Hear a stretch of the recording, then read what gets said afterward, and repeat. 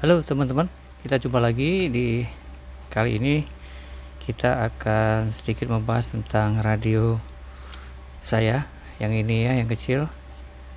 Ini Protodio. Kalau saya sebutnya Protodio karena radio ini dibuat di protoboard ya, atau PCB berlubang. Ya, jadi memang ini sebuah prototype, teman-teman. Jadi sebelum sepenuhnya jadi ya, karena prototype makanya saya buat di PCB berlubang seperti ini ya. Kalau urusan dengan RF sebaiknya sih memang jangan menggunakan PCB berlubang seperti ini ya, harusnya dibuat di PCB khusus yang dicetak khususnya yang untuk jalur groundnya itu lebih luas gitu ya, dibandingkan kalau yang ini kan jalur groundnya kan terbatas ya teman-teman ya. Oke, sebenarnya hari ini saya mau bersih-bersih nih, di sini kotor banget nih teman-teman. Jadi saya mau bersihkan dulu. Nanti saya coba bongkar untuk rangkaian radio ini, dan sekaligus nanti juga membahas ya, kemarin ada komentar dari teman-teman, ada yang nanya rangkaian skematik dari rangkaian VFO ini ya, atau variable frequency oscillator. Jadi rangkaiannya seperti apa sih gitu kan ya, yang untuk VFO ini atau DDS ini ya.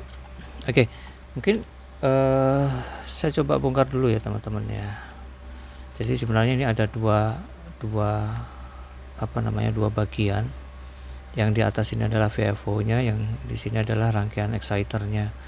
Exciter ini adalah sebenarnya rangkaian PITX ya, tapi saya ambil yang sisi receiver-nya saja. Jadi transmitternya saya nggak buat ya, karena memang saya ingin monitoring saja ya. Oke, saya coba bongkar dulu teman-teman ya. Ini cukup mungil radionya. Jadi tadinya sih memang rencananya akan tetap ya, saya akan gunakan box ini ya, box yang kecil ini untuk membuat radionya begitu ya. Tapi karena ini masih bentuk prototipe ya, sudah saya tempelkan saja seperti ini teman-teman. Nanti berikutnya ketika ini sudah fix, artinya rangkaiannya sudah fix, sudah bagus hasilnya, terus kemudian program untuk DDS-nya atau VFO-nya ini juga sudah oke. Nanti rencananya saya akan buat PCB-nya ya, akan desain PCB, dicetak sebesar ini sehingga nanti muat di box yang kecil ini ya. Ini ukurannya kira-kira berapa nih? Kira-kira 25 cm ya, 25 cm panjangnya. Kemudian untuk lebarnya kira-kira berapa ini, sekitar hampir 10 ya, 9 cm lah. Nah, jadi ini teman-teman rangkaiannya ada dua ya, ada dua. Yang ini adalah exciternya, kotor banget nih teman-teman. Kita coba lepasin dulu ya caranya. Kita bersihin dulu. Oke, udah lama saya buatnya, dan sudah lama juga nggak saya bersihkan. Jadi debunya karena memang nggak saya tutup gitu ya, karena kalau ditutup nggak pas, nggak muat tutupnya. Oke, kira-kira seperti ini nih rangkaiannya ya, semuanya muat. Ini satu receiver termasuk penguat audionya di sini ya. Tapi penguat audio ini masih perlu lagi nanti ke speaker.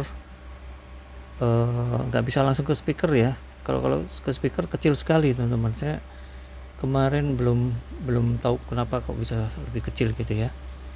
Jadi dia mesti ke speaker lagi yang ada power amplinya gitu.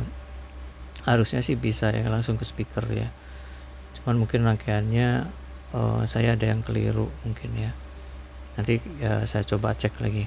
Kemarin saya coba langsung ke mana, ke speaker kecil sekali. Oke, diawali ini kebetulan saya nggak pasang LPF nya ya, jadi dari antena ini ya, dari antena ini langsung menuju ke penguat RF ya, jadi tanpa LPF. Sebenarnya kalau mau tambah LPF mungkin bisa pakai LPF-nya yang USDX ya. Saya punya USDX ya, saya coba ke sini, hasilnya juga lebih bagus ya, cuman kemarin saya kembalikan lagi ke rangkaian yang USDX-nya.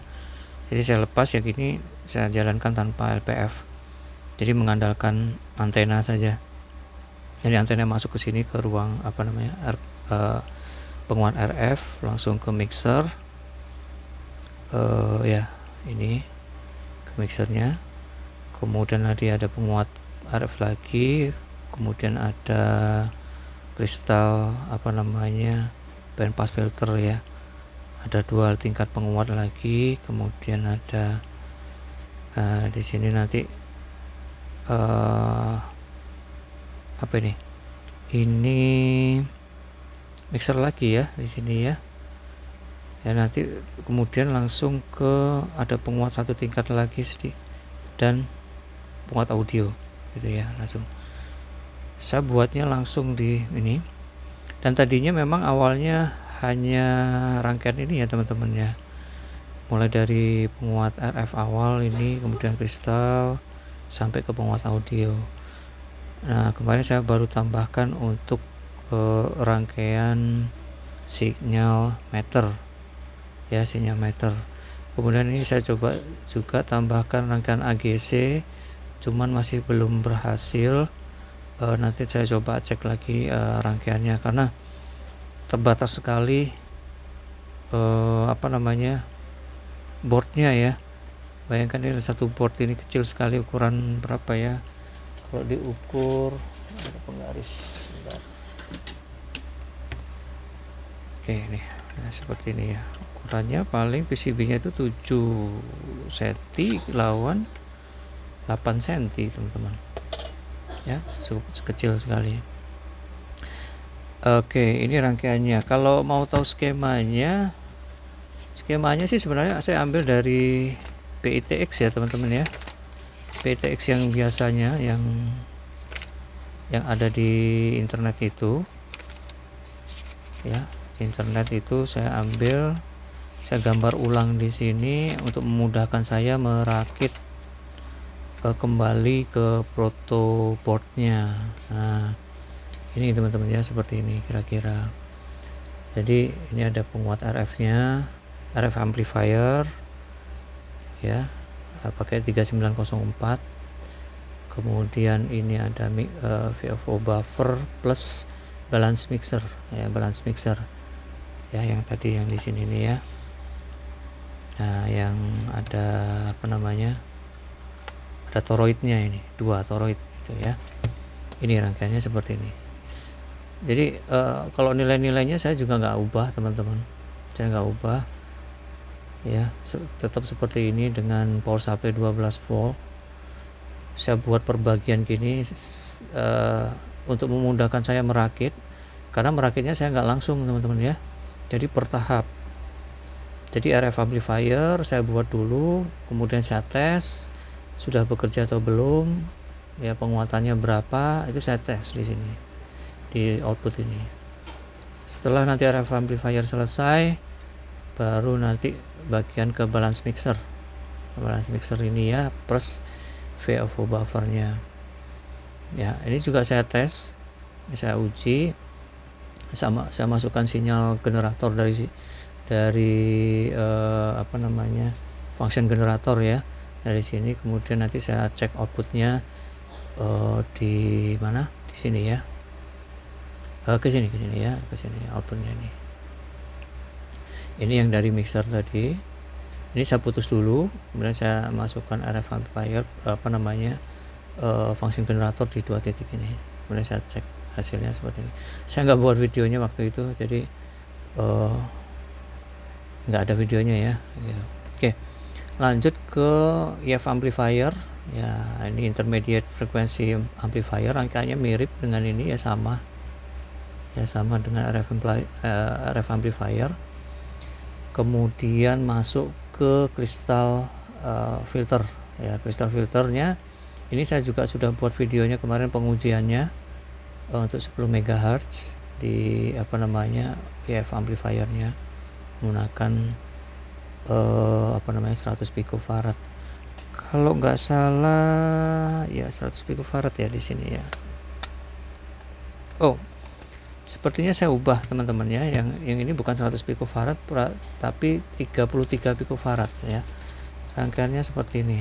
Nah, ini teman-teman kemarin yang nyimak video saya sebelumnya mungkin udah tahu ya. Coba saya cek lagi mana rangkaiannya.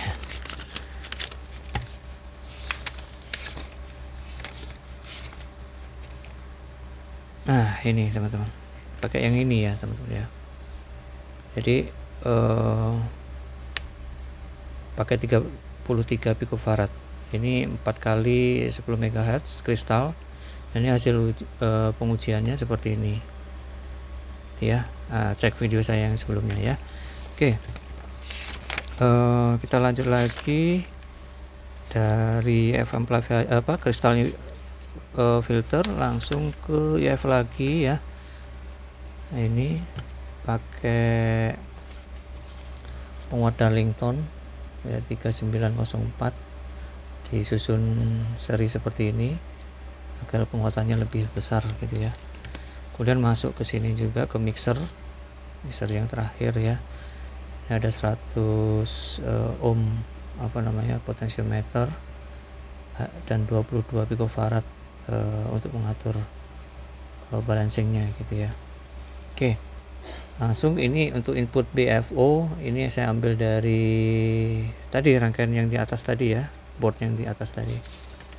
Oke, selanjutnya ke audio amplifier, saya kira generik lah ya, seperti ini ya, LM386. Ini nggak ada teman-teman. Ini langsung ke sini ya, LM386 seperti biasanya. Kemudian ini rangkaian AGC-nya yang saya tambahkan, cuman belum berhasil kemarin, jadi saya lewatkan dulu ya. Itu skematiknya seperti itu teman-teman. Nah, jadi rangkaiannya seperti ini ya, cukup kecil. Nah, untuk mengatur frekuensinya, osilatornya saya nggak buat analog tapi pakai digital, pakai ini ya teman-teman. Ini agak berbeda teman-teman. Kalau yang lain-lain pakai Arduino ya. Sebenarnya juga pakai Arduino, hanya saja Arduino-nya bukan pakai board ya, bukan board Arduino, tapi pakai microcontroller ATmega 328 yang saya program kernelnya seperti Arduino ya. Saya tanam bootloader untuk Arduino sehingga nanti bisa diprogram menggunakan Arduino IDE. Jadi nggak perlu board ya. Karena apa? Karena nanti rencananya saya memang nggak pakai board Arduino ya, tapi langsung pakai chip ATmega 832 sehingga boardnya bisa lebih kecil nanti untuk rangkaian VFO-nya. Oke, untuk rangkaiannya seperti ini teman-teman ya. Ini bukan skematik tapi wiring diagram, karena kalau pakai wiring diagram saya lebih mudah membuatnya di protoboard ya, atau project boardnya di PCB berlubang seperti ini. Oke. Tetap ini tadi yang saya bilang ATmega 328 pakai kristal 20 MHz ya. Jadi di umumnya sih pakai 11 atau 16 MHz. Ini saya overclock ke 20 MHz biar agak cepat nanti untuk tampilan di OLED-nya. Ya, biar lebih cepat. OLED-nya pakai yang kecil, pakai seperti ini. Ya, kayak seperti ini. Ini pada awalnya sebenarnya teman-teman ini besar seperti ini ya. ya. Nah, jadi pada video sebelumnya saya menggunakan OLED yang ini, yang kecil, yang besar, yang ukurannya 1,3 inch. Yang kalau yang ini kan kecil ya, 0,9 berapa nih? Mana ukurannya? 0,9 inch kalau nggak salah ya. Yang kecil ya. Jadi karena ini kemarin yang besar short ya, kayak saya salah masukkan VCC di sini yang harusnya cuman 5 volt, saya masukkan 12 volt, jadi langsung rusak gitu ya. Tapi kemungkinan rusaknya hanya di saya belum cek secara detail ya, kemungkinan chip ini yang rusak atau transistor ini yang rusak. Jadi kalau mungkin saya ganti yang ini bisa kerja lagi lah mungkin ya, sama kapasitor ini mungkin yang rusak. Nanti saya coba perbaiki, karena ini masih bisa sebenarnya ininya mungkin ya, meskipun ini udah pecah kemarin masih bisa nyala dengan baik. Nah, untuk sementara saya ganti yang ukuran lebih kecil. Saya salah beli kemarin, harusnya yang beli yang agak besar tapi dapatnya yang ini, tapi it's okay. Jadi di bawah LCD ini atau OLED ini ada SI5351 ya. Ini saya kira rangkaian yang cukup umum dipakai teman-teman untuk membuat VFO. Itu ya, rangkaiannya di sini. Ini rangkaiannya, mungkin bisa di screenshot lah, boleh lah ya, silakan. Oke. Nah, yang ini ESP ini port untuk memprogram ATmega-nya atau chip microcontrollernya ya. Jadi ini hanya untuk keperluan memprogram. Nanti mungkin di board saya kalau sudah pakai PCB cetak, mungkin ini akan saya hilangkan gitu ya. Ya. Kemudian ini ditambahkan rotary encoder seperti biasa, rotary encoder.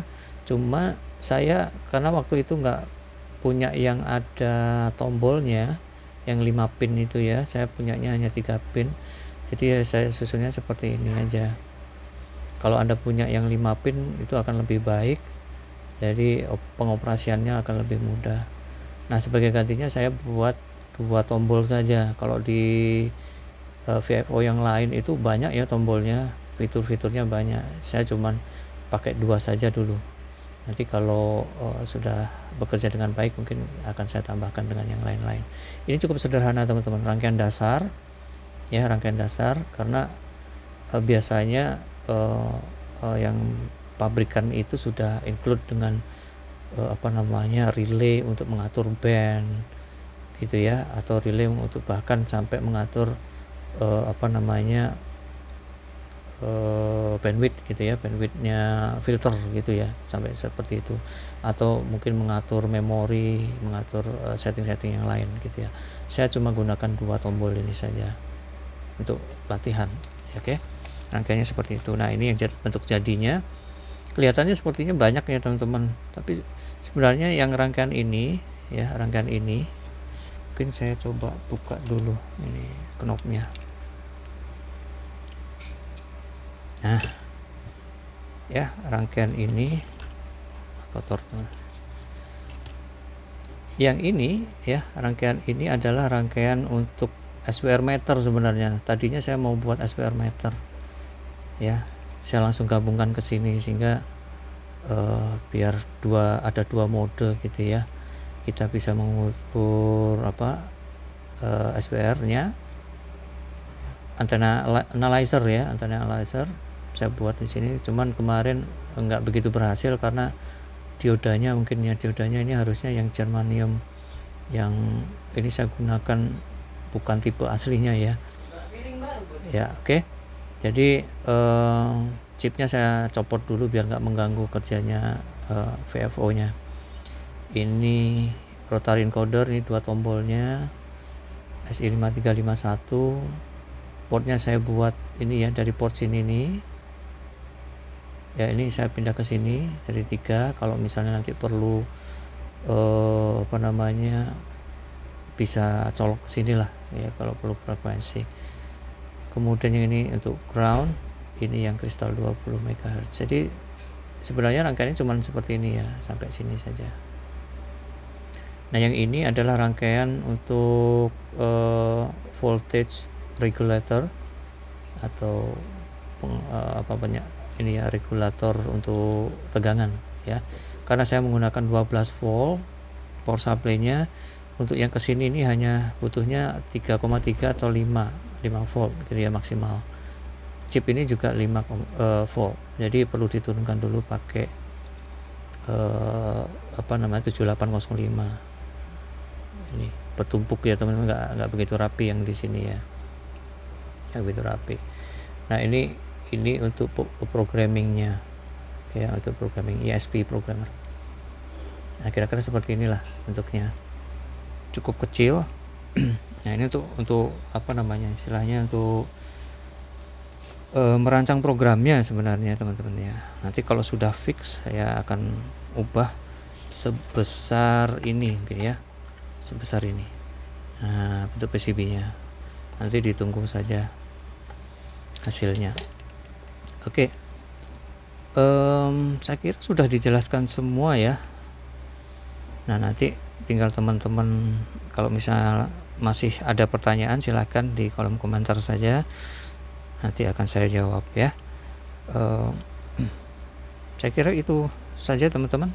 Terima kasih dan semangat untuk membuat radionya gitu ya, radio BTX. Bye bye.